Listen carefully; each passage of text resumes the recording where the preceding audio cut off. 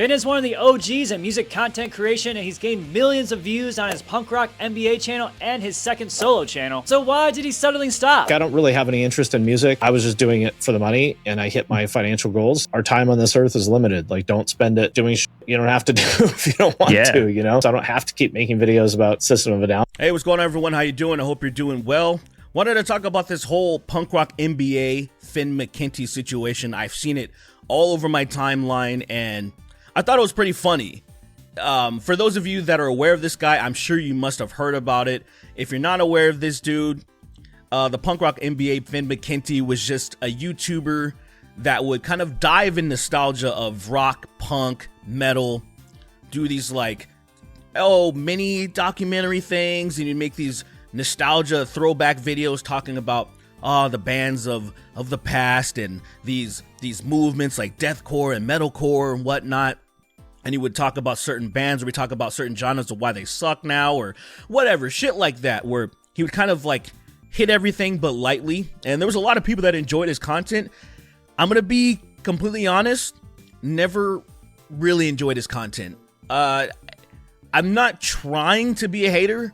Trust me, it's not like I'm trying to jump on this bandwagon and be like, because I just thought there was no reason to talk about him. I never mentioned him in his content before. There's only one time that I even saw like anything of his outside of like YouTube or a thumb or something being recommended to me, and it was because somebody retweeted something that led me to making a cover. Like he said, like, I can't wait for someone to make a butt rock version of what was it?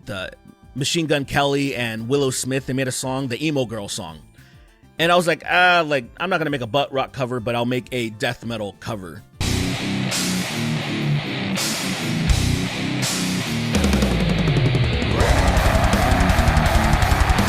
But other than that, I just didn't really consume his content. I tried watching it a long time ago, and I was like, I'm not that into it. But I'll get to that later. I want to talk about what is going on with this dude. So if you're unaware, that he essentially exposed himself to be a grifter. He claims on this podcast, he goes on this podcast with this dude, Jesse Lee, and he claims that he's not into music and he never really was. He just did it for a bag. And then he met his financial goals and now he's done. Now, that language is hilarious, just in and itself. Like this guy, he grew up in marketing and stuff, so that does kind of sound like the language of a marketer or something. I have a goal and I met this goal, so I'm done. But the weird thing is, if you're into marketing, if you understand promotion, a lot of stuff, there's a lot of things that he did that just doesn't make sense to me at all. And it doesn't make sense to a lot of people. So a lot of people are speculating, is this guy totally serious? Is him saying that he was never really into the scene like that? He didn't really like the music, saying things like he never went out of his way to listen to System of a Down. Is that authentic? Well, it might be.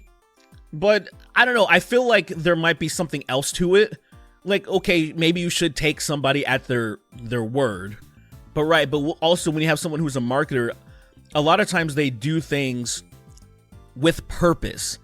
It's not impulsive. It's like they do things with purpose. And also, there's some things that just doesn't seem to add up if this dude was never really into the scene or into the music. Like, say, for example, his goal was to make money. That's what he claims. He said he's not really into music and he's just there to make money, just to get a bag. All right. If that's the case, why did you choose this niche genre? Like, seriously, think about it. There's a lot of grifters online. And one of the most prominent ways to maximize their profits, i.e. grifting, is to just join political discourse, specifically on the right. There isn't that much money to be made on the left. You can be one of the lucky creators on the left and have a bunch of grassroots support, having a bunch of people throw you $5 subs and then build it up and become a huge entity.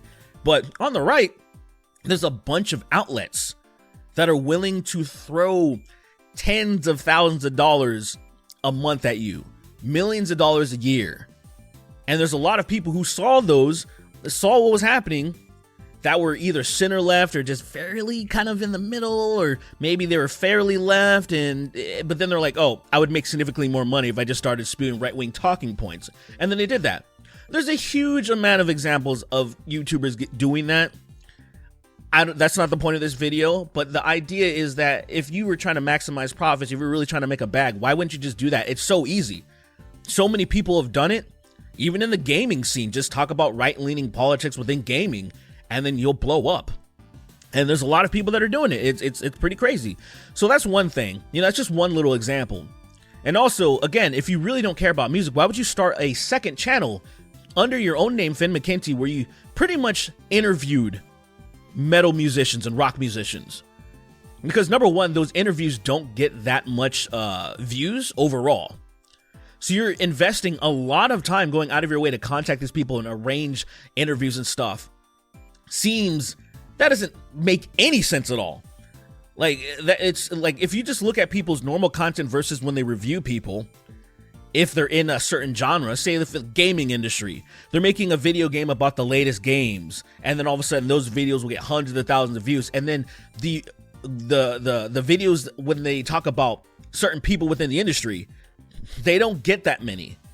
So it's one of the things, they do those interviews because they want to, they're passionate about it. So something seems off when Finn McKenty talks about not really caring about this stuff, and he did it just for money.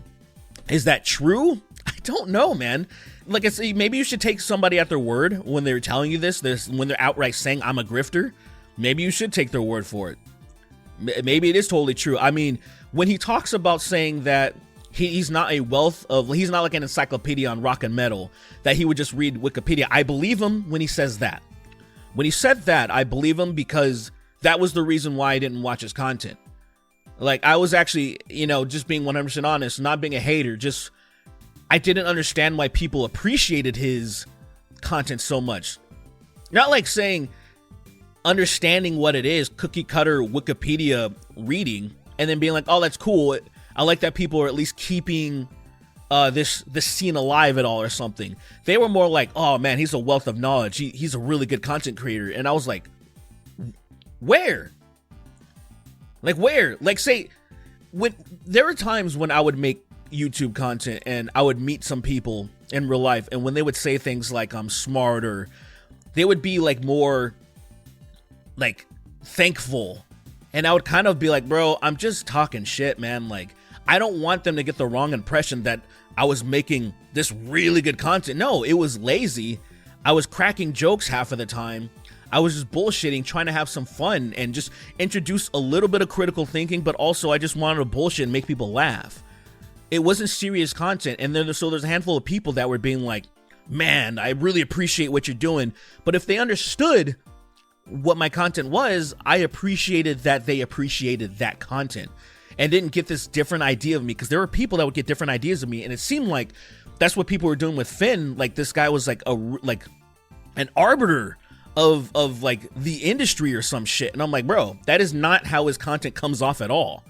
Like, I can see that when, like, oh, he's talking about this one specific band that I know about a lot, and then there's a lot of stuff left out because he's too lazy to go through all of it. Like, I know what that is. And to be fair, it's not only him. There's a lot of people that make rock and metal videos, doing like little documentaries, just, okay, I'm going to talk about this band like a biography. And then it'll be like 17 minutes.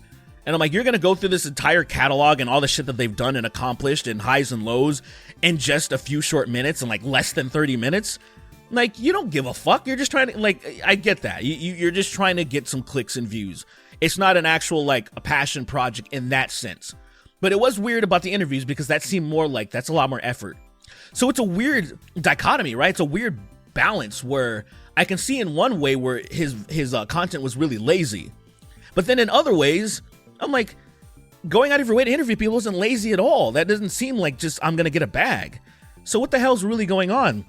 And so I watched some other videos and people were speculating, and I tend to fall on the side of maybe he did care and he was passionate, but then he became jaded recently with the views declining, and there was a wave of people starting to hate on him. But not hate on him because of the content that he made specifically, it was his takes. There's a lot of people that saw him as like a metal and rock elitist. They didn't like how arrogant he would come off sometimes, or how like my opinion is the correct opinion. And I can see how that would rub a lot of people the wrong way. Like, the thing that's interesting about that, though, even though I didn't really watch his content, and to be honest, I probably only watched like 3 or 4 of his videos in this past year. and it was just circumstantial. I remember I was actually watching videos that had to do with Ronnie Radke, because there was like, oh, Ronnie Radke is going to sue Anthony Fantano or something. And I was actually stuck at a car wash in Pasadena. And one of the related videos, or what was going to play next, was a Finn McKenty video. And I was like, normally I would just cancel it and find something else to watch, but I'm like, fuck it. Let's see what this is about. And the thing that was interesting, I didn't care about the subjects of the videos and how he was talking, but to me, I did gain value when he would have these anecdotal stories that was connected to the scene. And it seemed like somebody who actually cared about the scene and music. But maybe it's one of those things that he cared about, like the actual scene itself, but not the actual music, you know? But like, going back to what I was saying, because I went on a bit of a digression there, is that it seems like to me that with the wave of hate and a lot of stuff that was going on, maybe he just was kind of like a fuck y'all, and he just threw this at everybody. He's being kind of wild and just being kind of inflammatory on purpose, just to get everybody pissed off and talking about him, because he already feels maybe betrayed by everybody and people that were watching his content. He was seeing growing waves of people saying, I never liked this guy sucks and all this shit. And then he was just kind of like, fuck y'all, I'm out. That's totally possible, but it's also weird that, say, if you're into marketing, you wouldn't do that either. Like, say, like, grifters don't usually burn the bridges. Grifters are supposed to be nefarious, kind of, right? And they're supposed to be ominous at the same time. Like, how do you balance that? Like, I'm going to be doing this fucked up stuff, and I'm also going to really try to pretend like I'm not fucked up. And good grifters handle it really well, right? They pretend like they're your friend, but they're also reaching into your back pocket and stealing your wallet. And in this way, that's like, this is not what a grifter... You're burning the bridge? That's not what a grifter would do. The grifter would keep it open-ended, especially if you're starting new business ventures, saying that he's going to get involved in LinkedIn or whatever the fuck, promote stuff in other ways. You would still want to profit and take some of those fans from what you created and what you built and have them follow you. I don't know. It seems like madness. This idea to expose the grift seems really stupid. It's like the magician that's exposing, you know, all the magic tricks. Like, well, now they're not going to want to watch you anymore, because all those stupid people that were mesmerized by your magic, they're not going to be mesmerized anymore. So I don't understand what this is about. I don't know if he was 100% a grifter. I think maybe it's possible that maybe he was into the scene and he wasn't particularly into the music, though. Like, maybe he was into the fashion, the community, all of that stuff, but he couldn't really care about the music that much. Maybe. I mean, it is interesting hearing him talk about, like, stuff like about passion and posers and shit, and like having videos about that, and technically being one himself. It's just weird. It's one of those situations to where, to me, he was never obviously a grifter. I just thought he was just a lazy content creator. You know, so that it is shocking, no matter which way you think about it. If somebody has come out here and said that, I'm not surprised he's a grifter, I would think they're just a hater and they're bullshitting, because it's just, there were too many things that it just doesn't add up still. It almost makes me think, for whatever reason, like, is this guy like, is he doing a work, like wrestling terms, right? And then he's going to come back and be like, haha, joke's on y'all. But then at the same time, right, that would be like the equivalent of somebody in front of an audience on stage shitting their pants. And then everyone's like, what the fuck? And then he's like, haha, I'm just joking. I got you.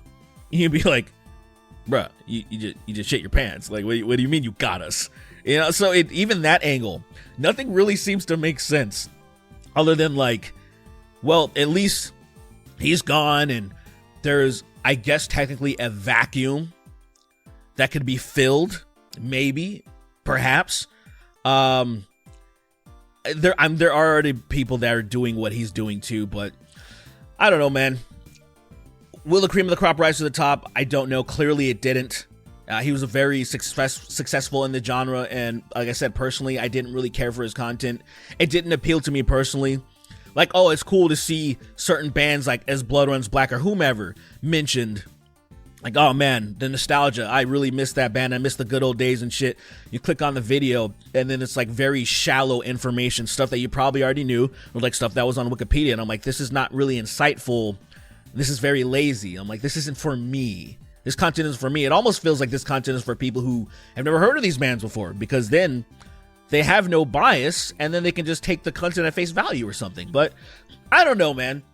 To each their own. If y'all enjoyed him, I'm sorry that y'all lost someone. It's been exposed that he's a grifter, but hey, man, shit happens. But I don't know. It's fucking weird. Anyway, though, so we'll see what happens. We'll see if he comes back at some point. Maybe he says jokes on y'all, or this was just genuine, and he's just 100% a grifter, and he's kind of a sociopath, I guess. Like at that level, to where you would even have like these very personal, these anecdotal stories about you being connected to the scene. I mean, did you make that shit up too, man? That's kind of insane. But whatever. Shit happens. All right, see you guys.